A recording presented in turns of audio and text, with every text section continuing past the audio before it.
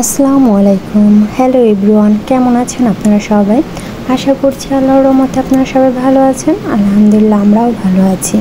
Linus dream ওয়ার্ল্ডে আপনাদের সবাইকে স্বাগত জানাই। আমি লিনা, ঢাকা থেকে বলছি। আশা করব একটি লাইক দিয়ে শুরু থেকে শেষ পর্যন্ত আমার সাথেই থেকে যাবেন।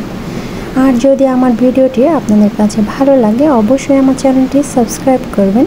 পাশে থাকা অল আইকনটি প্রেস করে রাখবেন, যাতে আমি নতুন ভিডিও ছাড়া মাত্রই আপনাদের কাছে পৌঁছাতে পারে আর আপনারা সময় সুযোগ মতো আমার এই ব্লগটি দেখে নিতে পারেন। তো এখানে কিন্তু আপনাদের ভাই অনেকগুলো মূলো শাক নিয়ে আসছিলো।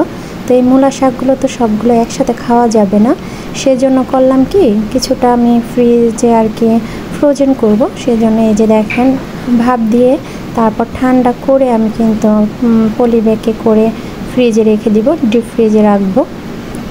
তাহলে পরবর্তীতে যখনই মন চাবে তখনই কিন্তু আমি এটা বের করে সাথে সাথেই কিন্তু খেতে পারবো। তবে এখানে বলে রাখা ভালো, আমি কিন্তু মূলা শাকটা অন্যভাবে ভাজি করি। তো সেটাও একদিন আপনাদের সাথে শেয়ার করব যে আমি কীভাবে মূলা শাক ভাজি করি।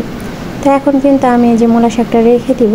আর যখন আমি রান্নাঘরে চলে এসেছি, আমি কিন্তু আগেই রান্নাঘরের কাউন্টার টপগুলো ভালোভাবে পরিষ্কার করে নিয়েছি। তারপরে কিন্তু রান্না করতে শুরু করে দিয়েছি। তো আমার এই চ্যানেলটি নতুন, আপনারা সবাই আমাকে সাপোর্ট করবেন। আপনাদের সাপোর্ট ছাড়া আমি কিন্তু সামনের দিকে এগিয়ে যেতে পারবো না। তাই আপনাদের কাছে আমার অনুরোধ রইল, আমার এই চ্যানেলটি সাবস্ক্রাইব করে আমার পাশেই থেকে যাবেন। যদি ভিডিওটি বেশি ভালো লাগে, অবশ্যই ফ্রেন্ড এবং ফ্যামিলির সাথে শেয়ার করতে পারেন। আর আপনারা কমেন্ট করবেন, সুন্দর সুন্দর কমেন্ট করবেন। ভালো লাগে এবং খারাপ লাগা দুটোটাই কিন্তু কমেন্ট করতে পারেন, তাহলে আমি ভিডিও করতে আর একটু উৎসাহ পাবো। আর এদিকে দেখেন, আপনাদের ভাইয়া এক হালি ডিম নিয়ে এসেছে। তো একটা ডিম কিন্তু আমরা আগেই ভেজে খেয়ে ফেলেছি। তো 3টা ডিম থাকবে, সেটাই আমরা রান্না করে ফেলবো। এটা বিকালবেলা। এই যে আমার একটা টিন। তো ওকে ছাড়া আসলে আমার ঘরটা একদম শূন্য। তো এটা ওর সাথে খেলা করছিলাম, যেহেতু ও একদমই একা। আরও কিন্তু আমি ওকে কিন্তু ঘরে বন্দি করে রাখি না, ও মাঝে মাঝে বাইরে বের হয়, এটা ওর জন্য খুব ভালো। তো এখন একটু খেলা করছিল।